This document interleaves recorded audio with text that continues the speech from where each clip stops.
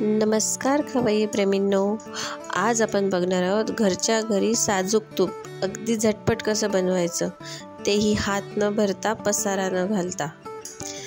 तर आपण त्यासाठी काय करणार आहोत, जी आपण साय जमवतो त्यामध्ये आपण विरजण घालून रात्रभर तसंच ठेवणार आहोत। तुम्ही बघू शकता इथे की फुगलं आहे ते आपलं जे आहे साय सगळी फुगली मस्त। असं झालं की आपलं जे लोणी आहे ते 5 ते 10 मिनिटात आरामात निघतं।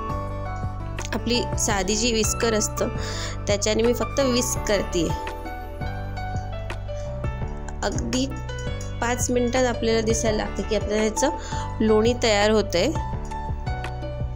जेव्हा ते थोडंसं घट्ट होऊन येईल तेव्हाच त्यात पाणी घालायचं, आधी पाणी घालायचं नाही। जर आधी पाणी घातलं तर पटकन लोणी येत नाही। आता याच्यात व्यवस्थित पाणी घालून आपल्याला त्यातलं ताक बाजूला करायचंय।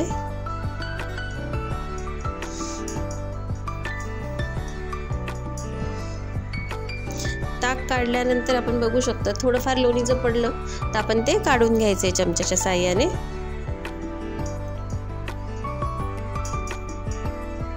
आता हीच प्रोसेस आपल्याला 2 ते 3दा करायची, म्हणजे आपलं हे जे लोणी आहे हे व्यवस्थित आणि स्वच्छ निघतं।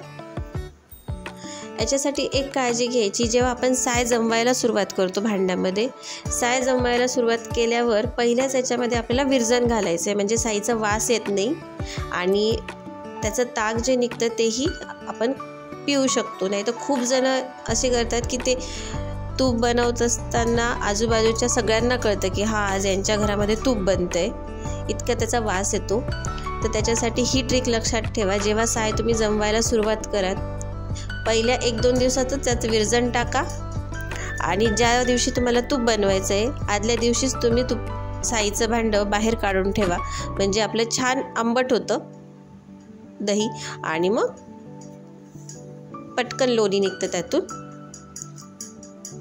लोणी तयार आहे आपलं। आता आपण ते गॅसवर ठेवायचं आहे। तूप बनायला आपल्याला 15 मिनिटं लागणार आहेत। तूप चांगलं बनावं यासाठी त्याच्यामध्ये 2 ते 3 आपण लवंग घालणार आहोत।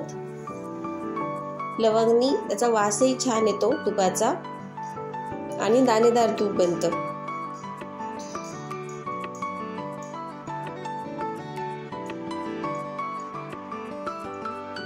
मधून आपल्याला ते थोडं हलवायचं आहे, म्हणजे काय होतं की भांडं जास्त जळत नाही खाली। आता मी ज्या भांड्यामध्ये साय साठवते त्याच भांड्यामध्ये तूप बनवते, म्हणजे भांडे जास्त भरत नाही। एक ताकाचं भांडं, एक दह्याला भांडं, एक लोण्यासाठी भांडं असं। तुम्ही बघू शकता आता तूप तयार होत आलंय, तुपाचा रंगही छान आलाय।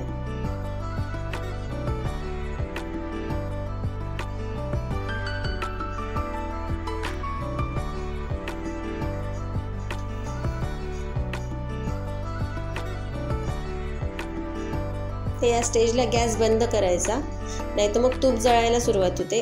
आता हे तूप छान झालंय आपलं, थोडं त्याला थंड होऊ द्यायचं आणि नंतर मग ते आपण गाळून भरून घ्यायचं।